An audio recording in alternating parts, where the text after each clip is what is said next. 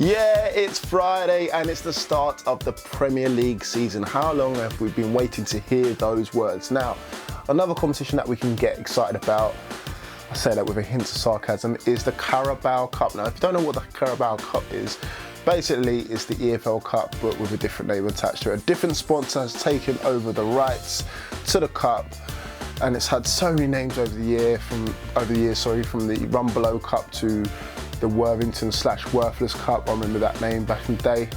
And obviously the EFL Cup last season. Now this season is the Carabao Cup. Now we had lucky ball number 9.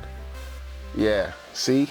And we were been drawn against Nottingham Forest in the second round of the EFL Cup. Now, a lot of us thought we might get Sunderland, might be the only chance that we get a kind of weird derby this season. Obviously they beat Bury in the previous rounds and they're facing off against Carlisle United. But it's not about them, it's about us. About Newcastle United and us against Nottingham Forest in the second round. Now, all games will be playing in the week of the 21st of August, so quite soon.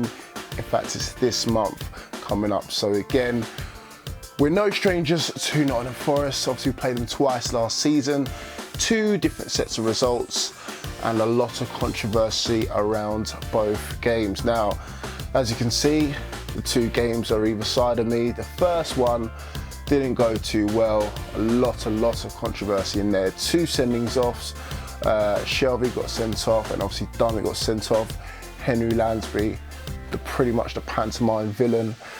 Talking about pantomime villains, obviously after that, not immediately after that, but later on, he then went on to play for Aston Villa, which we'll get onto in a second.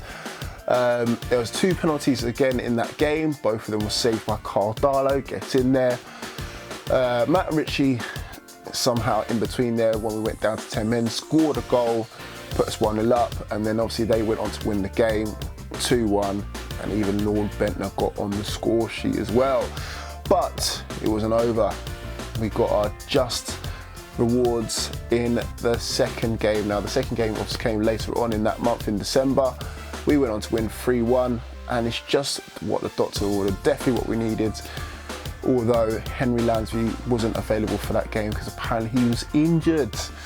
But obviously we then got to get our retribution when he moved on to Aston Villa, scoring an own goal at St James's Park. So that's that one done. Looking forward to that one. Looking forward to obviously the Premier League starting as well. Obviously the first game is today, Arsenal versus Leicester, a Friday night game.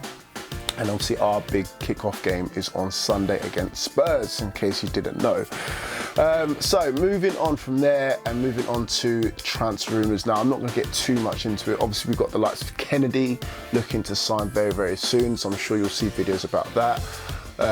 Quite excited for that because again it's something new, a youngster, someone from Chelsea as well. So again they tend to do not too badly at Newcastle United in terms of players that we've recruited from there. On the other hand, players that we've recruited from Arsenal don't always tend to do too well. In fact, no, tell a lie, they do. I think it's players from Manchester United that don't do too well when they come to Newcastle, so scratch that. Anyway, who are we getting on to? Lucas Perez. So what's been going on around that? So as it stands, he wants to move. It's not important where he wants to move to. I think we put in a loan to permanent buy bids. Currently he's worth £13.4 million, we know that.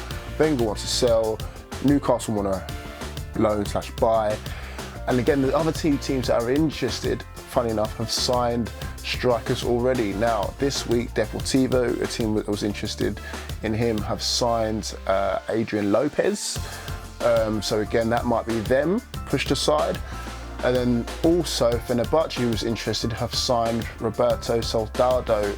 Obviously, he used to play for Tottenham. So they're pushed aside. So it looks like it's just there, wide open for us to make our move and put the money on the table. Arsenal don't want a loan, they just want to sell like most clubs do. I mean, look at us, for example. We don't really want a loan, we want to get rid of players. Like, see you later, bye-bye, do not come back ever again, unless you become shit hot.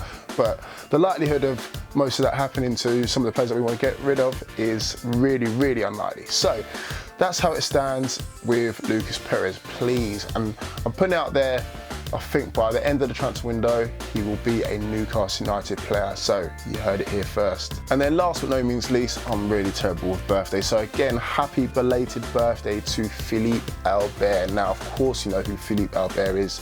He's turned 50 yesterday. I wasn't able to put a video together to remind you guys of that, but again, obviously Philippe Albert is best known for that goal, that 5th goal in the 5-0 massacre of Manchester United, and what a finish it was. Let's keep watching it over and over again, just marvel at the brilliance of a centre half chipping Peter Schmeichel. Anyway guys, so thank you guys for watching as always, and I'll see you guys all soon. Keep it tuned. Peace.